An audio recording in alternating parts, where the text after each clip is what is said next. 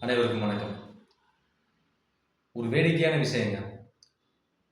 வாரத்துக்கு ஒரு முறை, மாதத்துக்கு ஒரு முறை அப்படிலாம் போய் இப்ப அன்றாடம் டெய்லி ஒரு பட்டாசாலை வெடிச்சுக்கிட்டு இருக்கு சிவகாசி, விருதுநகர் மாவட்டத்தில. இத பத்தி நேத்து ஒரு மனிதர் வந்து என்ட்ட ரொம்ப வேடிக்கையா ஒரு விஷயம் கேட்டாரு. அது என்னங்க, எங்கேயாவது ஒரு விபத்து ஏற்பட்டுச்சுன்னா 2ஆ பிரிச்சு சொல்றாங்க. ஒரு பேருந்து விபத்து ஏற்பட்டுச்சுன்னா தனியார் பேருந்து, அரசு பேருந்து. சாராய கடை எடுத்தாச்சுன்னா அரசு மதுபான கடை, தனியார் மதுபான கடை. பள்ளிக்கூடம் எடுத்துக்கிட்டாச்சுன்னா அரசு பள்ளிக்கூடம், தனியார் பள்ளிக்கூடம். கல்லூரிகள்ல அரசு கல்லூரி தேர்வு. இப்படி எல்லாத்துலயுமே தனித்தனியா இருக்கும்போது, பட்டாசு ஆலை மட்டும் ஏங்க தனியார்ட்ட மட்டுமே இருக்கு? ஏன் அரசாங்கத்துல இல்லையா அப்படின்னு ஒரு சாதாரண மனுஷன் ஒரு டீ கடையில ரொம்ப வேடிக்கையா கேட்டாரு. உண்மையிலே யோசிக்க வேண்டியதா இருக்கு. இன்னைக்கு ஒரு மாவட்டத்தையே ஆட்சி பண்ணிக்கிட்டு இருக்க ஒரு தொழில், பட்டாசு தொழில். விருதுநகர் மாவட்டத்தோட மிக முக்கியமான தொழில். ஆ, ஒரு கிட்டத்தட்ட ஒரு 7,00,000 பேர், 7,00,000 மக்கள் வந்து நேரடியா இந்த தொழிலில் ஈடுபட்டிருக்காங்க. அது சார்ந்து சார்ந்த இன்ன பிற தொழில்கள்ல இந்த மாவட்டமே இயங்கிக்கிட்டு இருக்கு. அப்படிப்பட்ட ஒரு தொழில்ல அரசாங்கம் ஏன் நேரடியா ஒண்ணும் பண்ணல?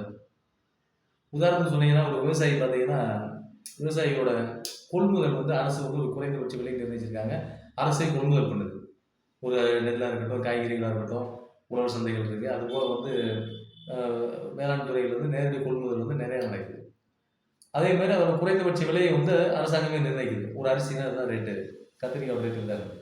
ஆனா, அந்த பட்டாசு தொழில் மட்டும் ஏன் அவ்வளோ பெரிய ஒரு ஒரு ராஜ ராஜ ஒரு பெரிய ராஜ்யத்தோட ஒரு பெரிய ஒரு மன்னர்கள் மட்டுமே செய்யக்கூடிய ஒரு தொழிலான்ற மாதிரி தான் இருக்கு. ஒரு குறிப்பிட்ட நபர்கள் மட்டும்தான் செய்யணும். அரசாங்கம் தலையீடு இருக்கக்கூடாது. ஒரு அதோட பட்டாசு தொழிலுக்கு, பட்டாசு உற்பத்திக்கு தேவையான எந்த ஒரு மூலப்பொருட்களுமே வந்து அரசாங்கம் நேரடியா சப்ளை பண்ணல. உதாரணத்துக்கு சொன்னோம்னா, இது கெமிக்கல்ஸ். எந்த கெமிக்கல்ஸும் இந்த பாஸ்பேட் யூஸ் பண்றாங்க, சல்ஃபர் யூஸ் பண்றாங்க, பேரியம் நைட்ரேட் யூஸ் பண்றாங்க. இந்த மாரி நெறைய கெமிக்கல்ஸ் யூஸ் பண்றாங்க. அது அடிப்படையில் உபயோகப்படுற ஒரு கரித்தூசி வரைக்கும்.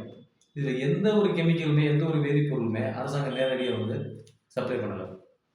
ஒரு காகிதம், வேஸ்ட் பேப்பர், வெடி சுத்துறதுக்கான வேஸ்ட் பேப்பர், சணல், இப்படி எந்த பொருளுமே வந்து அரசாங்கம் நேரடியா வந்து உற்பத்திக்கு அனுமதி கொடுக்கல. சரி, உற்பத்திக்கு தான் அரசாங்கம் நேரடியா எந்த பொருளும் கொடுக்கல அப்படின்னா, சரி உற்பத்தி பண்ணதுக்கப்புறம் உற்பத்தியான பொருள்ல வந்து அரசாங்கம் ஏதாவது கொள்முதல் பண்ணுதா? அரசு பட்டாசு கடைகள் இருக்குதா? அ இல்ல அரசு வந்து ஒரு ஒரு அணுகுண்டோட விலை இவ்வளவுதான், ஒரு புல்லட் பாம்போட விலை இவ்வளவுதான், ஒரு ராக்கெட் பாம்போட விலை இவ்வளவுதான்னு சொல்லி ஒரு குறைந்தபட்ச விலை வச்சிருக்காங்களான்னு. நீங்க பார்த்துருப்பீங்க. நீங்க தமிழ்நாடு முழுவதுமே பார்த்தீங்கன்னா, 90% 90% டிஸ்கவுண்ட், 80% டிஸ்கவுண்ட். அது என்ன அடிப்படையில நீங்க கொஞ்சம் யாராவது யோசிச்சு பார்த்துருக்கீங்களா? ஒரு பொருள ரூ. 100 போட்டு, அதுல 90% டிஸ்கவுண்ட் போட்டு உனக்கு ரூ. 10 தான் தர்றான்னா, அவன் என்ன பொருள் அதோட உற்பத்தி என்ன பண்ணான்? இப்படி ஒரு அ உற்பத்திக்கான பொருள் எவ்வளோன்றது மூல பொருளோட செலவு எவ்வளோன்னே நமக்கு தெரியப்படுத்தாம 90% டிஸ்கவுண்ட், 80% டிஸ்கவுண்ட். அப்ப இந்த டிஸ்கவுண்ட் ரேட் இதெல்லாம் போடுறாங்களே, இதெல்லாம் வழிமுறைப்படுத்துறதுக்கு இங்க சேல் டாக்ஸ், கமர்ஷியல் டாக்ஸ் என்ன பண்ணிக்கிட்டு இருக்காங்க? அ ஒரு பட்டாசு பாக்ஸோட விலை பார்த்தீங்கன்னா, ஒரு ரூ. 2,800 குடுப்பான். ஒரு சின்ன பேக், ஒரு கிஃப்ட் பேக். அந்த 2,800 பொருள கடைசி பார்த்தீங்கன்னா ரூ. 250 விக்கிறான். அப்ப இந்த எம்ஆர்பின்னு அடிச்சதுல அந்த பிரிண்ட் பண்ணியிருக்கிறதுக்கும், இது விக்கிற பொருள் அந்த விலைக்கும் இடைப்பட்ட இவ்வளோ ஒரு மிக நீண்ட தூரம் இருக்கு, கேப் இருக்கு. இந்த கேப்லாம் வந்து சேல் டாக்ஸ், கமர்ஷியல் டாக்ஸ் என்ன பண்றாங்க? அவனோட வருமானத்த வந்து விற்பனை வந்து அந்த அவன் போட்ட எம்ஆர்பி ரேட்டுக்கான விற்பனை காமிக்கிறானா?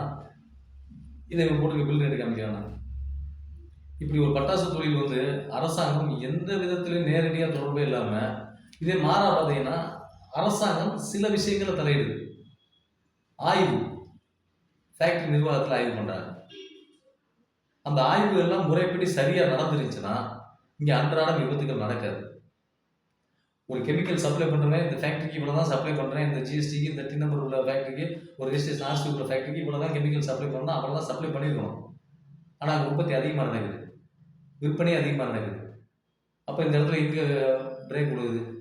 அப்ப இந்த அரசு துறை அதிகாரிகள் முறையா செயல்படுறாங்களான்னு கேட்டா, அங்க ஒரு கேள்விக்குறி வருது. அரசாங்கம் நேரடியா தலையிடாத ஒரு தொழில்ல இவங்க ஆய்வு மட்டும் செய்யும்போது, அங்க ஊழல் மட்டுமே தலைவிரித்து ஆடுவதற்கான வாய்ப்புகள் அதிகமா இருக்கு. இத ரொம்ப மேலோட்டமா இல்லாம நல்லா ஆராய்ந்து பார்த்தோம்னா, ராணுவத்துல, இந்திய ராணுவத்துல வருடத்துக்கு எத்தனை உயிரிழப்புகள் நடக்குதோ, அதை விட அதிகமாக விருதுநகர் மாவட்டத்துல பட்டாசு மற்றும் தீப்பெட்டி தொழிற்சாலைகள்ல விபத்துகள் அதிகமா நடக்குது. இதற்கான இழப்பீடு மட்டும் பார்த்தீங்கன்னா, நம்மளோட வரி பணத்துல இருந்து போகும். ம். அப்ப அரசாங்கம் எந்த விதத்திலுமே தலையிடாத ஒரு தொழில், அதுல பாதிப்பு மட்டும் இங்க வரி பணத்திலிருந்து போகுது அப்படின்னா, இந்த அரசாங்கம் என்ன பண்ணிக்கிட்டு இருக்குன்னு தெரியல. இப்ப தனியார் மதுபான கடை, அரசு மதுபான கடை. எத்தனையோ தனியார் மதுபான கடை இருக்கு. ஆனா அத்தனை மதுபான கடைக்கும் மதுபானம் டாஸ்மாக்ன்ற நிறுவனத்துல கொள்முதல் பண்ணி அவங்க தான் டிஸ்ட்ரிபியூஷன் பண்றாங்க. விதரணம் பண்றாங்க. இதே மாரி இங்க பட்டாசு தொழில்கள்ல ஏதாவது ஒரு விதத்துல அரசாங்கம் நேரடியா தலையிடலாம். அரசாங்கம் எதுவுமே நேரடியா தலையிடாதனால, இந்த பட்டாசு தொழிலை பொறுத்தவரைக்கும் சிவகாசின்றது அதிகாரிகளுக்கு ஒரு சொர்க்க பூமியாகவும், பாமர மனிதர்களுக்கு ஒரு நரக பூமியாகவும், கந்தக பூமியாகவுமே விளங்கிட்டு இருக்கு. இந்த நிலை மாறணும். அரசாங்கம், மத்திய அரசோ, மாநில அரசோ இந்த பட்டாசு தொழில் சம்பந்தமான நேரடியான சில கோட்பாடுகள், சில விதிமுறைகள், சில வரைமுறைகளை வகுத்து இந்த பட்டாசு தொழிலையும் பாதுகாக்கணும். இந்த பட்டாசு தொழில் சார்ந்து வாழ்வாதாரமாக வாழ்ந்துகிட்டு இருக்க இந்த மக்களோட வாழ்வாதாரத்தையும் பாதுகாக்கணும். பொதுமக்கள் சார்பாக நன்றி.